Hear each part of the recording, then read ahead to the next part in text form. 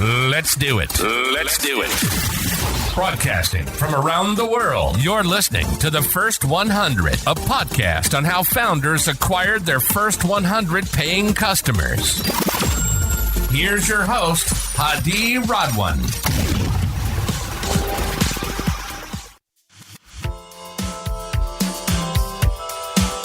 Good to have you on the show, Jimmy. How are you doing today? Thank you so much for having me. I really appreciate it.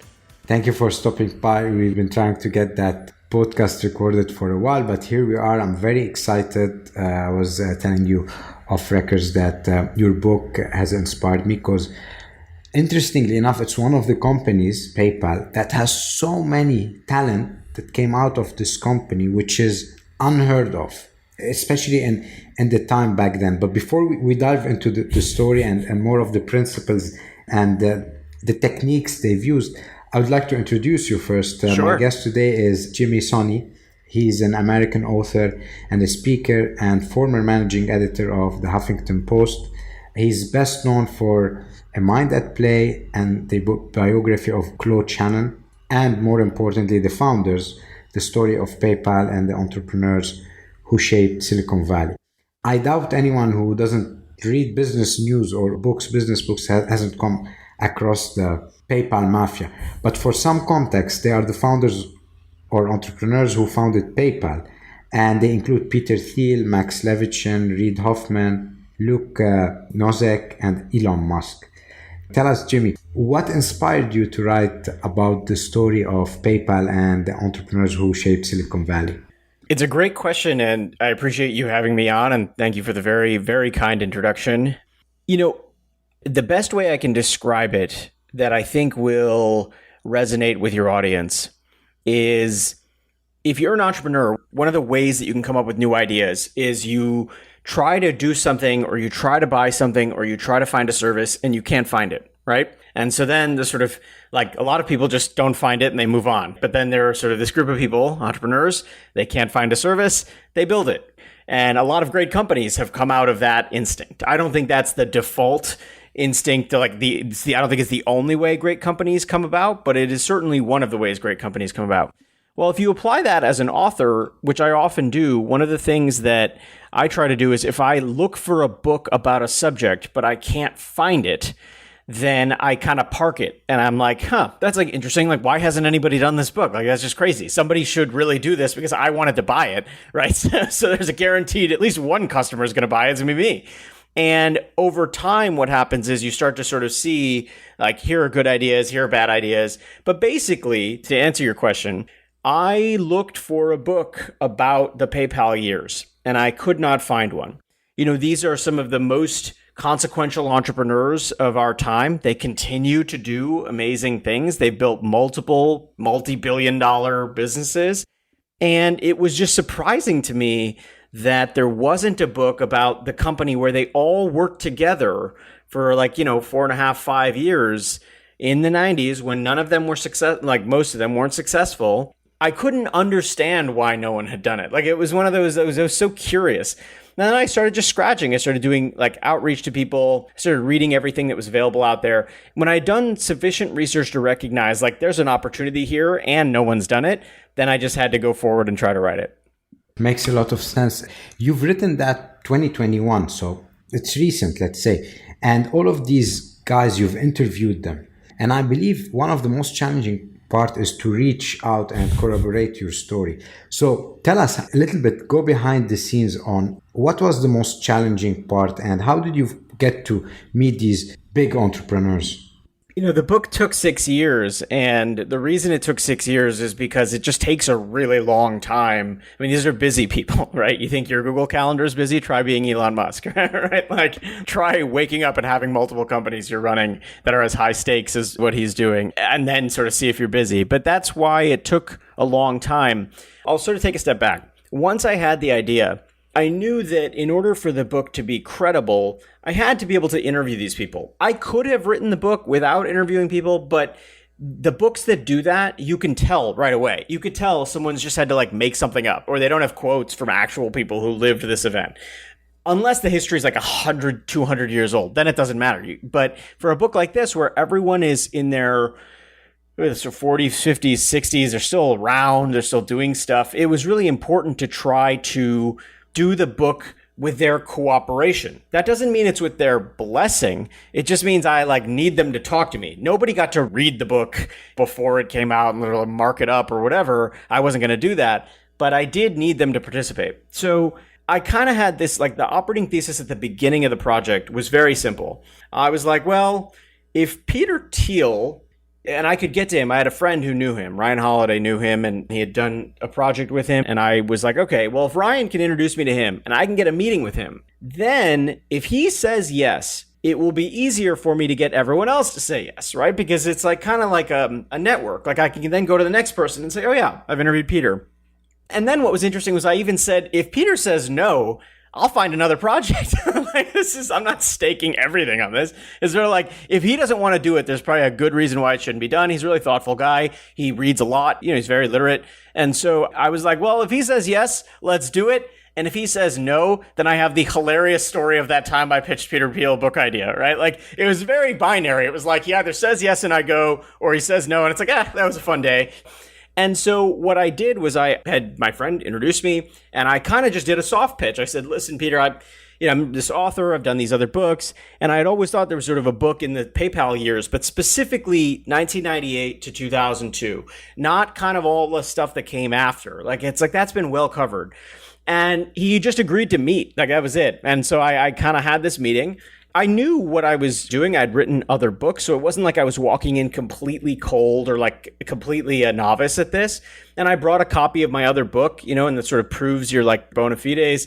And I kind of made this pitch in person. I said, listen, there's all of this attention that's paid to what you all did from 2003 to 2020. There's 17 years of history that people are obsessed with. But to me, the most interesting thing is this first company that you built and was successful, which is PayPal. And I said, and also you attracted all these people who went on to do that same thing, building companies in technology. And I said, it just seems to me that there's a bunch of tales, stories, lessons. There's a kind of interesting moment in history, and no one's done it. No one has gone back and documented that period. He kind of laughed at one point. He goes, there was a time, he said, there's a time in my life where I wanted to write the book that you're describing. The book that you just pitched to me is the book that I thought about doing at one point in my life. And he said, but I don't want to do it anymore. He's I got there's other things I'm focused on, so you should go for it. And I'd be happy to help you. From there, I was off to the races because, I didn't ask him for much. I think one secret was I never really asked the busiest people for too much. I would go long stretches without ever being in touch with them because you don't want to be the person that's sort of annoying them in their inboxes.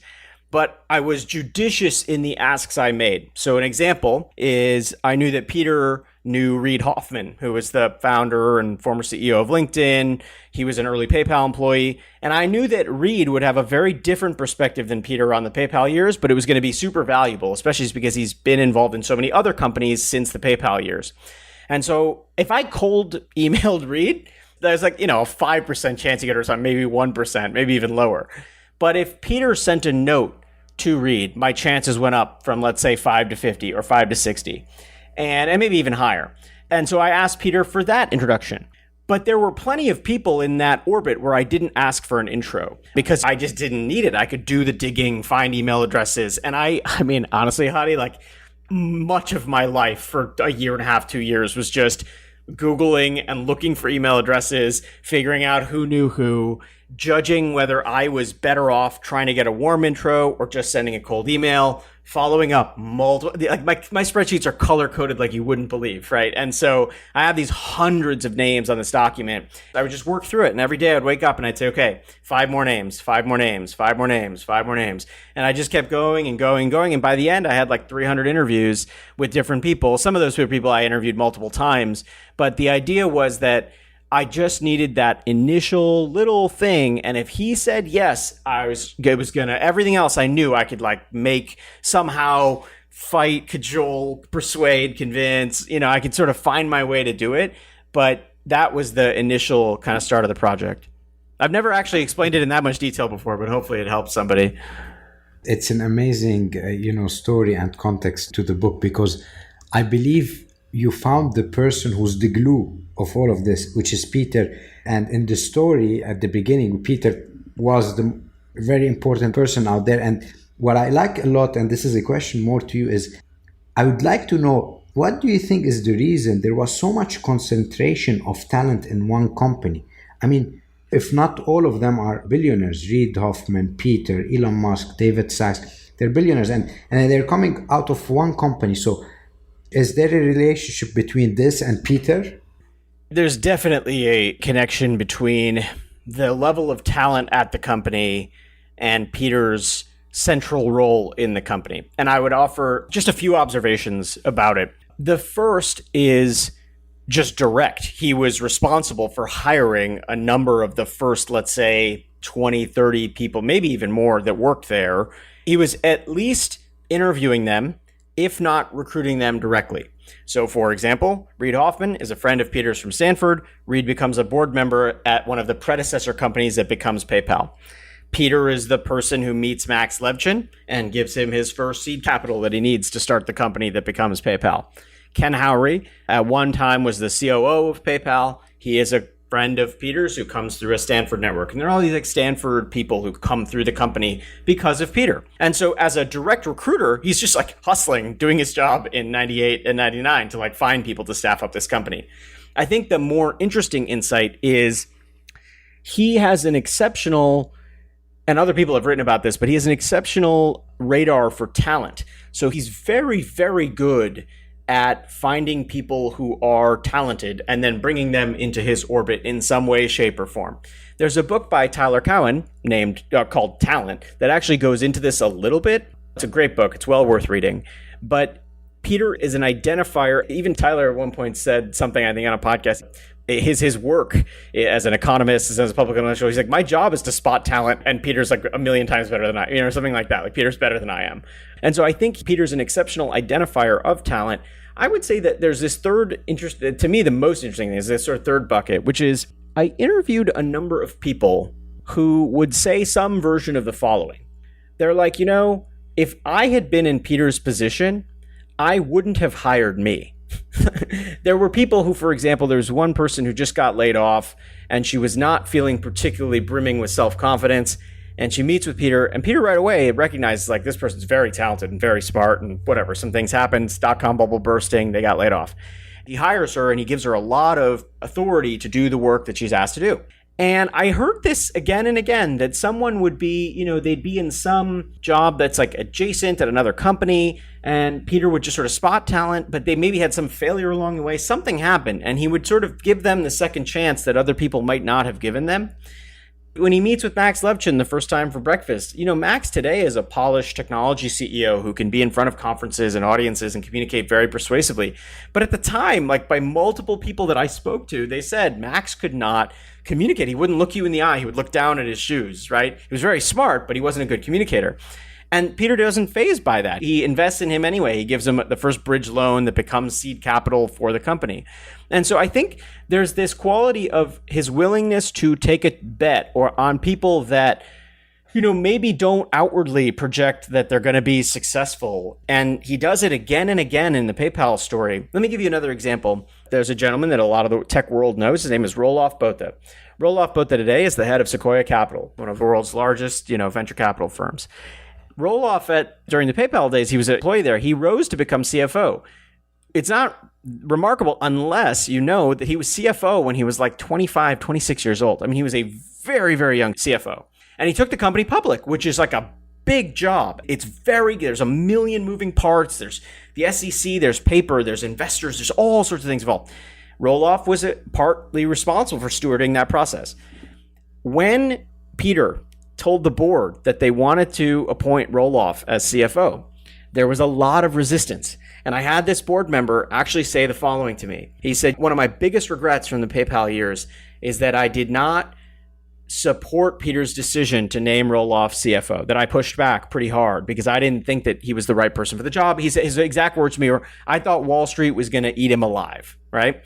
And it turns out that actually they were dealing with this sort of brilliant beyond brilliant person in Roelof who did effectively understand the business from the ground up. He built one of the key models, like the spreadsheet that helped you understand the business in a very granular way. And ergo, he could sort of understand how the business operated at a very fundamental level. And that appointment of Roloff as CFO runs counter to much more seasoned people on the board who are like, you can't appoint a 26-year-old CFO. Like, that's not going to happen, right? There are so many moments where something like that happens. And I think I know this is a longer answer than you wanted, but it is one of the things about Peter's talent identification. It is not just looking at raw talent. It is looking at people who have kind of unexpected upside, right? That there's some reason that the world discounts them for some role they might play. And Peter says, no, here's how they could fit into our schema of our company. I've studied PayPal. I didn't study everything else that's gone on in Peter's life with Founders Fund and everything after. But my general impression is that this is a fairly constant feature of his life, is that there are all of these people who I interviewed where even if it was unrelated to PayPal, I remember interviewing somebody and he said, yeah, Peter gave me money for a restaurant I was trying to start. It's like restaurants are notoriously bad businesses, like a very, very low margin, hard to get to work. And he's like, but Peter's just like, all right, I'll support you. And I'm happy to help. And there is this quality of unexpected bets, of long shot bets. And there's a sort of second chances mentality to his talent spotting. And it was not, by the way, one person or three. I mean, we're talking like many, many examples of this where someone would say to me, I wouldn't have placed the bet that Peter placed on us. Yeah, this is one of the most amazing talents, hiring right, because as you said in one of your interviews, A's hire A's, then B's hire C's, and then that's when things go into doom, when that B will take that down. And I think early on, it's very important that you always hire the A's because you have limited funds, you have limited resources, you have limited time. And if you get someone on your ship who's not the right person, everything falls apart. So I think that has been amazing that he was able to bring all of these together. One question that I had in mind for you is, what is maybe the most surprising thing that you've learned while researching and writing The Founders? Anything that you did not expect, but you said, wow, this is not something I would have seen coming? I will just be flatly honest and say almost the entire book was an exercise in being surprised. And there's a few reasons for that. Let me preface my commentary by saying two thoughts. One is, everyone thinks they know what the PayPal mafia story is. You probably know the mafia part, but you don't know the PayPal part, which is kind of the important part. Like, it's how they met. It's how they had their first successes. It's where they kind of had an education and what it means to do technology entrepreneurship, right? So there were so many new things I learned in the course of doing this that almost every day was some kind of surprise. But I would also say that I was also deliberate as an author in trying to go after surprises. Like, if you just rewrite what other people have written, you're really not doing anything. There's sort of what's the point then? You're kind of you're not adding anything new. So I was wanted to hunt down new information. I'll give you one very big, one substantive surprise and one sort of silly surprise. Let's do the vegetables first, so then we can get to the dessert. The substantive surprise, at least to me, is almost everybody listening has probably used PayPal. If you haven't used PayPal, you've used Venmo, right, which is owned by PayPal. It's great. It's a payment services company. It works exactly how you'd hope it would work. If you need something, extra, they'll charge you a fee. What I learned in the course of doing this book is that PayPal, the payment services layer, is really just a small part of the bigger operation. And PayPal's real success between the years of 2000 and 2002 was doing the thing that is notoriously difficult within fintech, which is fighting fraud and rooting out bad actors who are using its platform to defraud others. And so I had this, so Max Levchin explained it to me. He said, the payment layer, the payment is just the tip of a very big fraud fighting iceberg. And what we got really good at was being able to use the data that we were receiving from users and use that to refine the system and refine our processes so that we could fight fraud better. And I think I described it in the book as something like it was a fraud company masquerading as a payment company, right? So it's actually a fraud fighting company and a big data and analytics company, not a payment company, which is sort of counterintuitive. And I didn't know that going in. I thought, oh, PayPal, that's cool. They figured out how to make money transfer work. I'm sure that's really hard. And even Elon said, money transfer is not actually the hard part. He actually was very animated about it. He was like, anybody can do database money transfer. He's like, you just move this cell to this cell. He was sort of very sarcastic about it in a very funny way. The hard part is the moment you build a system that can move money, you will have people who want to take money and do bad things with that money. And that's what you're trying to fight. And that's really what the company became, is this vehicle to defeat fraudsters on the internet. That's one substantive surprise. I'll tell you the silly surprise. This is just because, why not? I was always looking for information. So I'm writing about some of the people who are, some of the most powerful people in technology, but I'm writing about them when they're not all that powerful. They're not household names. Like, nobody knew who Elon Musk was. And so I would go back and I would read things about them from their college years, because for many of these people, they joined the company right out of college. So I'd go back to the college newspapers, which are usually digitized. It's a fun fact. You can find out stuff like from these digitized college newspapers. And I would look up like last names, and I would look up like clubs they might have been a part of or things. And in the course of like really painstaking research to look at the word Musk for 12 years of the Daily Pennsylvanian, which is the college newspaper from the University of Pennsylvania where Elon earned his degree, I found out that Elon had actually run for student government. I took his student government platform and I put it in the book, because at the same time that he ran for student government, Reid Hoffman and Peter Thiel had also run for student government. And what's really interesting is when you look at their platform side by side, and then you look at the people who they are today, you can tell they're kind of the same people. There's humor in Elon's platform. He's being a little sarcastic. There's a seriousness of Peter's platform. There's like a kind of more friendly quality to Reid's platform. It's like they are who they are. And I found it interesting because, for as well known as he is, it was just a surprising fact about Elon. And part of the reason it's surprising is because he does not win his student government race. Reid and Peter do. They get elected to student government. Elon does not. So what was interesting to me was like, what would have happened if he got elected? Like, would the course of history have changed if somehow he became a member of student government? Obviously, I'm sort of joking, but not by that much. And so that's like a surprising insight. And for people who read the book, you'll see what his student government campaign platform was. Thank you for sharing these interesting surprises. The show is about your first 100. I know it's been 25 years since you've started writing the era of the growth of PayPal. But if we go back then, can you recall how they started acquiring customers? What was the early strategy, especially when we're talking about a platform that back then was new? Today, it's easy to understand what fintech and money exchange and all of that, but back in the 90s was not that new. So what do you recall of their acquisition strategies? It's an interesting question. So there's one of the things to remember is that the company that we know as PayPal, which is email money payment transfer, that is like the third, fourth, or fifth, depending on how you count it. It's like one of the many iterations of the early company. But I'm going to focus on that because that's how most people know the company. I don't know if it was the first 100 customers, but the place that PayPal takes off, and if not its first 100, certainly its first, 100,000. Here's just some context for people listening. Back in 1999, if you bought something on eBay, the then still young auction site, the company had gone public, but it was still young, you had to figure out the payment yourself. So, Hadi, let's say you're selling those headphones, and I bid and I win, and the auction closes. You and I would negotiate the payment after that. Am I going to pay you by check, money order, wire transfer? Am I going to send cash? Am I going to do a digital money transfer? And so it was kind of this interesting last mile problem, like last digital auction mile problem, where we've done the auction. You've sold me your headphones, but paying you is really cumbersome. I have to negotiate, figure out, how do I trust you? How do I know who you are, who you say you are? And I've then got to pay you, and it's not going to be lightning fast. If I'm mailing you a check, then getting that check to you is going to take time. Then you have to cash it, and then I have to wait for you to ship the product. That's adding a lot of friction into that transaction. Something that, by the way, today, we take totally for granted. These transactions are done millions of times a second every day. So into that broken payment transaction system steps PayPal.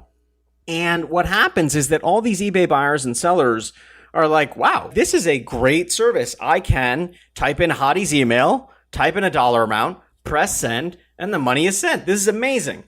What goosed the growth at the beginning is a viral growth mechanism that later became kind of world famous. And what happened is that new signups to PayPal would automatically receive $10 into their PayPal accounts. That's interesting, but it's not what made it go viral. What made it go viral is if I referred you, Hadi, to the payment platform and you signed up with your email address, you would get $10 and then I would get an additional $10 just for referring you. And so this led to explosive growth because what happens is they have a concentrated base of users in these eBay buyers and sellers who need the product. They actually need the solution. And then with $10 and $20 bonuses, you are increasing the margins on any given auction. And so, for example, let's say that your headphones were $20, and just by getting you to use PayPal, I would get an additional 10. I've just cut the cost of the headphones by 50%. Or conversely, if I'm the seller in that equation, I've increased my margins by 50%, right? And so there's this interesting thing that happens that basically PayPal ends up improving margins or decreasing cost, depending on which side of the equation you're on, and it takes off like crazy. The other thing that's important to remember is at the time, and I would say even today, and this is true of multiple communities on the internet today, but the way it was described to me is, and actually described also at the time, is eBay was this very tight-knit community. All the eBay sellers would trade tips, they'd trade secrets. They were all working together because if you think about what eBay is, think of those auctions as a lot of small businesses just concentrated in a tiny little virtual corner of the internet. And so you have all these small business owners who are I figured out how to do this 10% faster, or this little hack, or this clever trick. And they were helping one another and trading all these secrets on these very, very active internet forums. That was partly where one seller, multiple sellers at a certain point, start to say, this PayPal thing is amazing. And then it just spreads like wildfire. And so that is where the true viral growth for the company at the beginning was its success on eBay fueled by free money. and I say that, I'm laughing when I say that because one of the lines that Ken Howry, who was one of the early employees, shared with me is he said, PayPal's viral growth mechanism was the biggest transfer of venture capital to college students in history. And he was joking, but here's what he meant. A lot of college students were just opening up fake accounts to collect the $10, right? So they were just siphoning off these bonus amounts. And for the company, this was a real threat. They dealt with it later. But at the time, it was the best incentive to try to increase growth very, very rapidly. And I would say, remember that this is the era of the tail end of the dot-com bubble, where ideas like this were not thought to be crazy. This was customer acquisition. And in fact, what the company did was it thought about it as customer acquisition because the way Elon described it, he said, well, banks give away toasters. They're giving away money just in the form of toasters. We just gave away money. We're doing the same thing. And there's some logic there that actually the cost of customer acquisition for PayPal was much lower than other financial institutions trying to get people to open checking or savings accounts. So there's a thesis. Now, even the people who live this story will tell you, look, that's this is also really dangerous thinking because when you exponentially increase costs, even if you exponentially increase customers, you're exponentially increasing costs at the same time. And so you have a real problem there on the cost curve. But that was a problem they were able to solve later. At the time, getting those first customers was about eBay and the bonus incentives. Do you feel that the timing and the location played a big role in that? Meaning that if I were to create PayPal somewhere outside, Silicon Valley, in another country, would this strategy would have worked? Because essentially, as you said, it's a double-edged sword. You're acquiring customers, and those customers might not have a real lifetime value. They're just collecting the check. They're growing the top line of PayPal, essentially more customers, but they're not actually customers. Would you think that would have not worked somewhere else in the world? You mean, would it not have worked outside of the eBay context, or would it not have worked? eBay and where these founders were, the network around them, the VC world. I mean, remember, this is 1998, 1999. So yeah, it's an interesting question. I mean, I think there's many different ways to slice the question. I'll just take a stab at a couple of thoughts. Timing is definitely central to the company's success. So if the company had debuted its email money mechanism 5 months earlier or 5 months later, it's quite possible that the company wouldn't have been successful. Because by 5 months later, there are many other players who are trying to do emailing money, and eBay's got its own efforts that it's taking to reconcile the payments at the end of auctions. And if it had been 5 months earlier, I don't know about that one. I mean, it's possible that it would have been successful. It's sort of hard to run the counterfactual. But what I would say is that timing mattered in the sense that there was, at the beginning of these companies, so just a context for listeners, the PayPal is the merger of two companies. One company is X.com. It was founded by Elon. The other company is called Confinity. It was founded by Peter and Max. Confinity has a product called PayPal. X.com also has a digital money transfer service. Those two companies join forces and become one company in the middle of the story.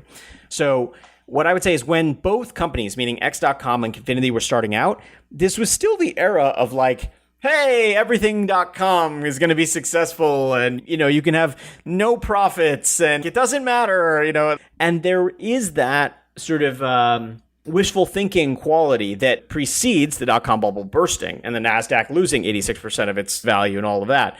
These companies are founded just before the bubble bursts. So they have access to money. A good example, when the two companies merge, part of what happens right when they merge is because of the merger in part, they're able to close a $100 million round of financing. Now, these days, I don't know, that's not hugely crazily, headline newsworthy. Like plenty of companies close big rounds. At that time, $100 million was unheard of. It was a crazy amount of money. They closed that just a week before the markets start to collapse in 2000. And so there's this very fortuitous thing of they have all this money and they can continue. They bought themselves enough runway to try to make the math work on the company. And so to answer your question, yes, I think that timing had something to do with it. And the environment did too. Venture capitalists, they were willing to place this bet. And it was a bet. It was a lot of uncertainty around it. And so you're not exactly guaranteed the success, but VCs were willing to invest in everything from pet food startups, to anything goes on a napkin if it had a .com attached. So PayPal in that context doesn't seem quite as crazy, but whatever. The other thing I would say is landing on eBay was itself a kind of good fortune that befell the company. So let me explain why. If you were starting eBay today, Hadi, you would figure out payments. You would just pull some off-the-shelf solution. Maybe you use Stripe. Maybe you use whatever. You'd find it because it's out there. Some payment processor would be very available for you to just take and put in where you need to do payments. There are I don't even know how many companies do this today. Every company does this today. Given that wasn't available in 1999. And so PayPal was a truly new thing. A seamless email money thing was new. And it had organic interest from eBay buyers and sellers. It wasn't that eBay headquarters or corporate were like, hey, we really like this PayPal thing. Let's call them up and pay them a licensing fee and we'll use their technology. No, it was just eBay buyers and sellers. It was me and you. I buy your headphones and I'm like, hey, have you heard of this thing called PayPal? And you're like, no, I haven't. And I'm like, here, use my sign up link. You'll get $10, I'll get $10, and then I'll pay you for the headphones. And so that organic growth was only possible because there was no pre-existing infrastructure of fintech that eBay could use to finish the last part of the auction. And so I think that's a part of you asked the question, could this have happened at any other time or in any other place? I think eBay's weakness would eventually have been fixed. And in 2023, there's just no way you would build a platform like eBay where money is changing hands and not use one of the tools that's already available. By the way, you could use PayPal. You could use this thing that's already out there that we're talking about right now. I would say the final thing on this is more a comment about character. Today, tech is normal. If a friend goes to work at a tech company or it's like going to McKinsey or Goldman Sachs or it's become ordinary to do this. And not ordinary, that's pejorative. It's become kind of acceptable. Let's put it that way. If you went to your parents and you said, I'm graduating from college and I have an opportunity in Miami with a .com that works on X, your parents would not they'd be like, okay, that's a normal part of the economy. Many of the biggest companies and many of the wealthiest people in the world made their money in tech. That was not really the same ecosystem in 1999. So you have a number of people who are part of the company who join a startup that is nascent at a time when Yahoo has gone public, eBay's a public company, there are established companies. I would just say there's more room for maneuvering, room for being a little bit devil may care. And so they could take the risk of giving strangers on the internet money, just handing out money. And it was okay. And I would say the other reason it was okay is because none of these people they weren't famous. Nobody was paying attention to them in the way they pay attention to them now. If one of them tried to do this today, the rest of the world would be like, have you lost your mind? You're Elon Musk, or you're Peter Thiel. You can't just give away money. That's crazy, And so I think there's a way in which your degree of risk taking or willingness to take risks naturally kind of goes down as you progress further in your career, because all of these people were at the start of their career, they didn't know any better. I'll end with this because it's an interesting discussion. I had this person who I interviewed. His name is Russell Simmons. Russell Simmons later went on to co-found Yelp. He was employee 4 at PayPal, 3 or 4, depending on who got off the plane first. It's still a subject to debate. But Russ Simmons said to me, he's like, I just didn't know that I didn't know the stuff that we needed to do to make this successful. I had so much ignorance about payments and fintech that I was okay, we'll figure it out. We'll figure it out. And if it doesn't work out, I'll find another job. He talked to me about building, I think it was some bank transfer thing. And he's like, I just didn't know that this was a thing that we should have strong regulations and rules around. We just built it. And if it worked, it worked. And then we'd live to fight another day. So that quality is a different answer to your question, which is at that time in these people's career, that kind of risk was something they could tolerate. I am not sure that is something they could get away with or do today necessarily. But that's a kind of different answer to your question, which is, I think timing mattered a lot. It mattered that these people were in an era of their career where they could take these very, very big risks. Thank you for the answer. I have a hypothetical question based on your experience in writing this story and the opinions you've gathered.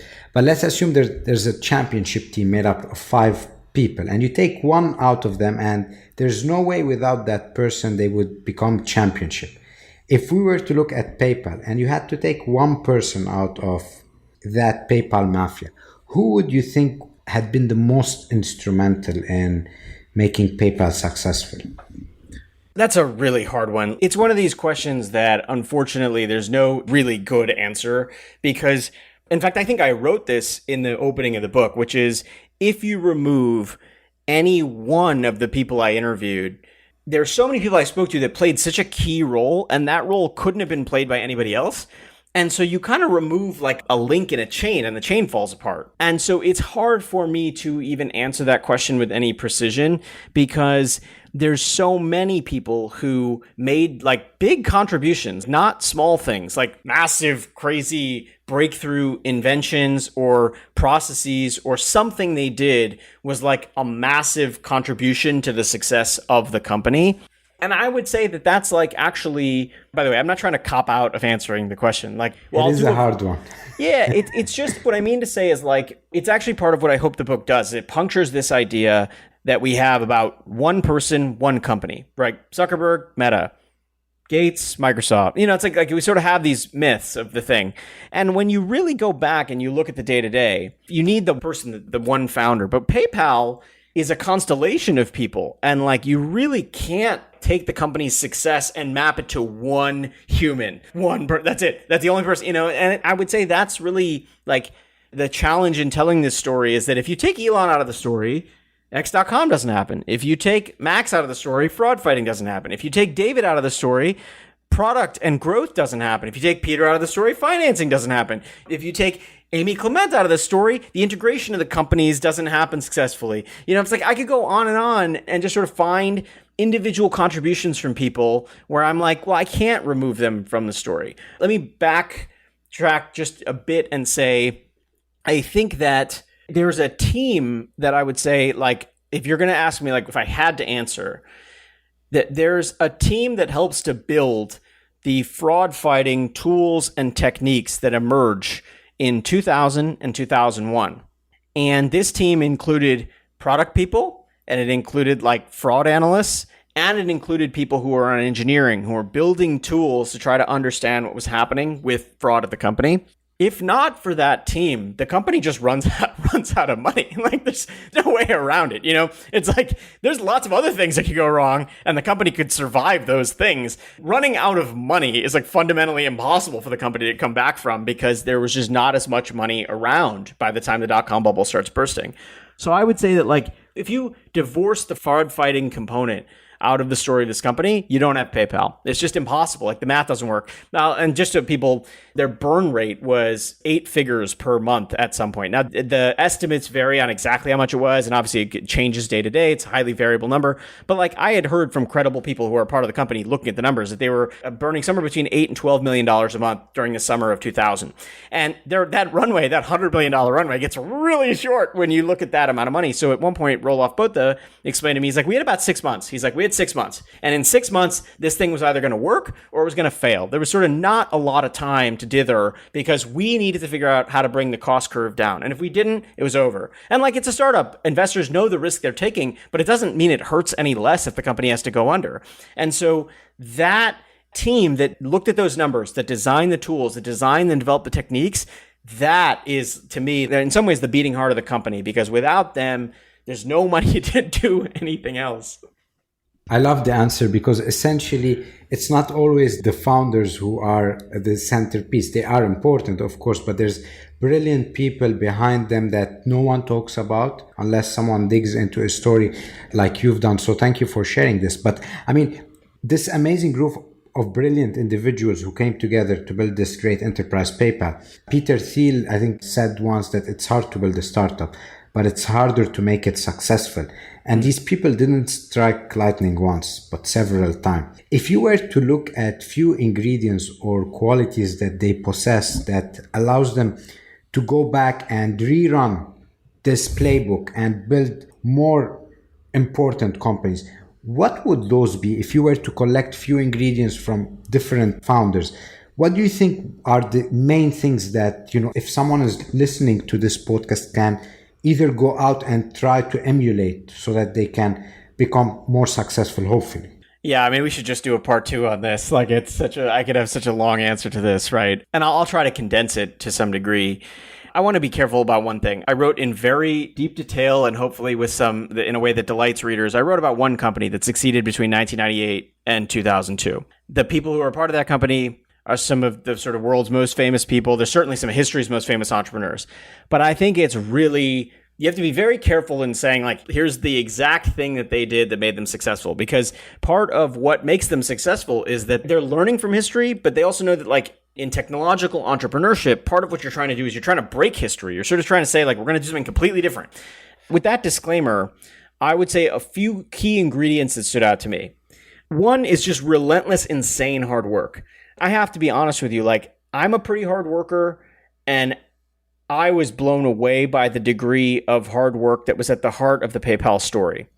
It is in some ways not fashionable today to talk about 7-day work weeks and all-nighters and the grind and all of this stuff. I know that there has been some considerable backlash to that over the last, let's say, 5 years. But if you are a small startup and you are competing against JP Morgan, or you are competing against Visa, or you are competing against MasterCard, or you're competing against much, much, much better capitalized opponents who have regulatory capture, who have the government on their side, you're facing huge opposition, you really don't have many advantages. And one of the advantages that you have is that you can work on Saturday night, and a lot of those people who work at those other places do not want to work on Saturday night. It's simple. Like, you just have more hours. And I will tell you that PayPal became a place where it was common for a long period to work 7 days a week and just keep going. And it was not the most fun place to work at many moments. It was, in fact, brutally hard. And it was especially hard for people with families and other commitments and all the things.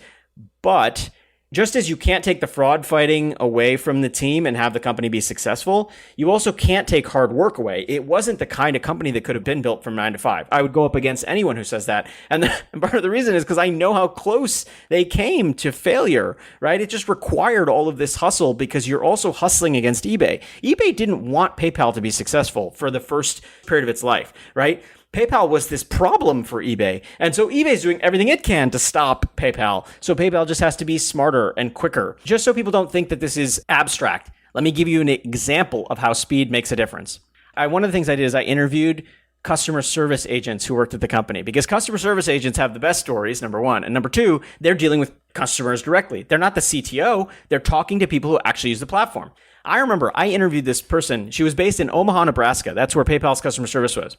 And she said to me, Jimmy, do you know the most amazing thing about working at this company? She said, if we identified a problem and we called Palo Alto, meaning called the headquarters of the company, and we explained the problem, they said it was often the case that by the next morning, the fix was already implemented in the tech stack. They were it was already visible to us. And they would send us an email saying, hey, we heard you. Here's what we did. And here's what happened. Customers noticed too. Customers noticed that, wow, if I complain about something on a message board and it gets a lot of support, PayPal will just read my message and then fix it. And they became ultra responsive. But you can't be ultra responsive if your response time starts during normal working hours the day after someone complains. There was a culture of just aggressively wanting to cater to customers and aggressively wanting to respond to every one of these issues.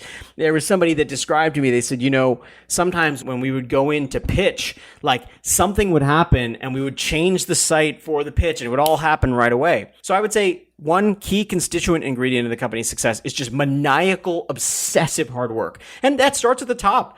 David Sachs, Elon, Max, Peter, these people work all the time. It's one of these things that people look at it and they're oh, it must be so imbalanced. And I'm no, you're just looking at the world the wrong way. They want to be successful in this way. They wanted this company to be successful and they were willing to do whatever it took to make it successful. But that requires a lot of long hours. So that's one. The second is I had this person, Max actually said this line. I think it's a line that's, others have said it, but he said it in an interesting way that I put in the book. He said, A's hire A's, B's hire C's. So the first B you hire takes the whole company down.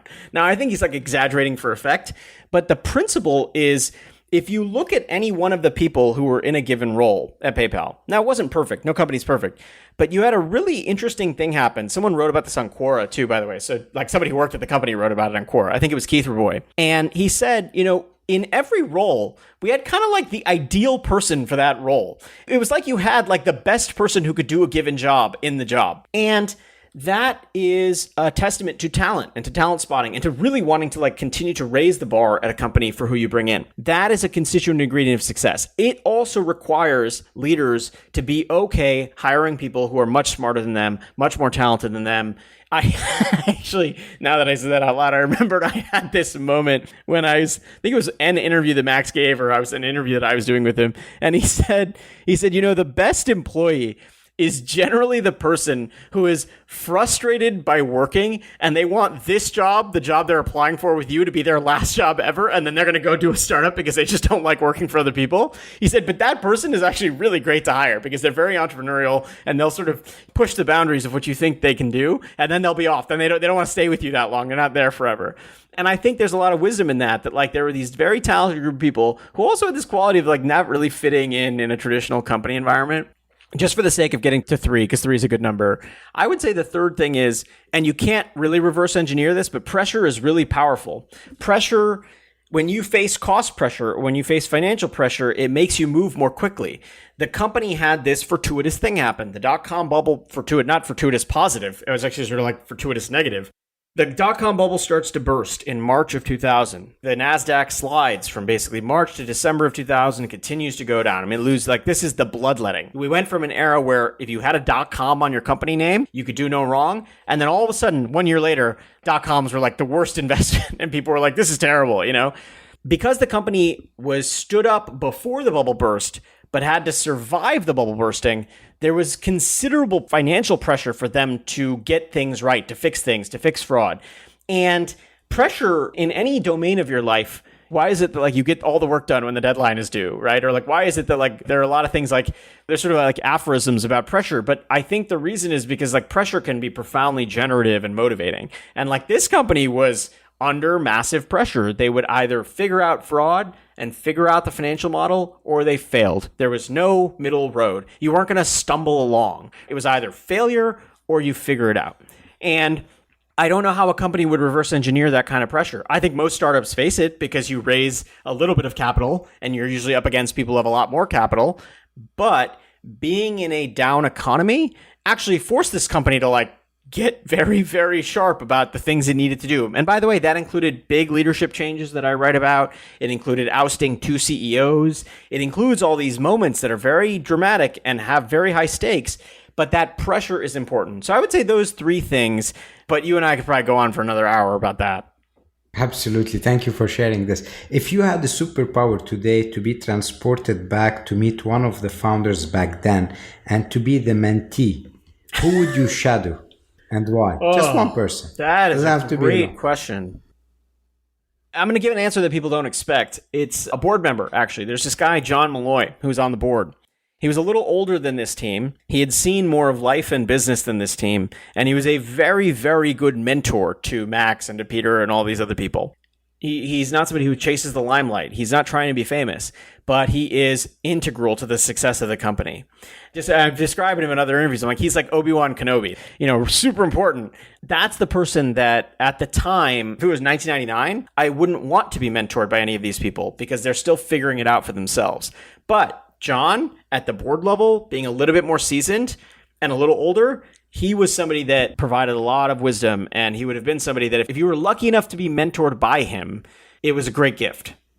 Thank you for sharing this unexpected as well surprise. What's next for Jimmy? Are you writing something new? Yeah, I am. I'm working on a couple projects. The one that's most relevant to your audience is that I'm doing a book on Steve Jobs. There's a lot that I've learned already. I'm only a few months in, but there's a lot I've learned about him that challenges the conventional wisdom about Jobs. He's obviously not alive. He passed away from cancer, but there's so much to learn from him still. I just always had that in the back of my head. I was like, I just got the sense that somebody who was at the marriage of like design, humanities, technology, engineering, that he just has a lot of stuff to teach us. And there is a period of his life that has been a little underexplored. So I'm exploring that. We look forward for that. Very exciting, especially with the principles that come out from all of these big names. I've started a newsletter called Principles Friday because I love to learn principles from known people because you could use them in your day-to-day. If you were to choose one principle you learned from the founders and you use it today, what would that be? Oh, another great question. I'll give the one that comes straight to mind for me, which is unrelenting hard work is the difference maker. There's just no way around it. I think that in an era of quiet quitting, it's really useful to have examples of the opposite, which is PayPal, and which is the people who made the company successful. They worked incredibly hard to make the company successful. And I think trying to have success without hard work, it is rare that it works. It's just like unrelenting hard work is the principle that I took from my experience interviewing these people and that I think they still do to this day. Elon is not stopping, keeps going, and he works harder than, I think many would argue, works harder than almost anybody in his companies to make his company successful. In fact, when I interviewed engineers at PayPal, that was one of the things they said they admired about him. Thank you very much for stopping by, Jimmy. How can people reach you? I'm on Twitter, just at Jimmy A. Soni. My website is jimmysoni.com, and I love to hear from readers, and I love to just interact with people. I'm also a speaker, so I speak around the world about my books and other topics, so feel free to reach out. Thank you very much. We'll put all of this in the show notes. The Founder's Story of PayPal is an amazing book. It's a must-read. I urge everyone who's listening to buy a copy because there's so many things that we never covered in this book. It's a 300, 400-page book, so there's so many nuggets there that you could use. So thank you again, Jimmy, for stopping by, and have a great day. Well, thank you, Hadi. This was a lot of fun. Thank you so much for listening to the First 100. We hope it inspired you in your journey. If you're enjoying the podcast, please subscribe to our podcast on Apple iTunes, Stitcher, Google Play, or Spotify, and share it with a friend starting their entrepreneurship journey. Leave us a 5-star review. Your support will help spread our podcast to more viewers.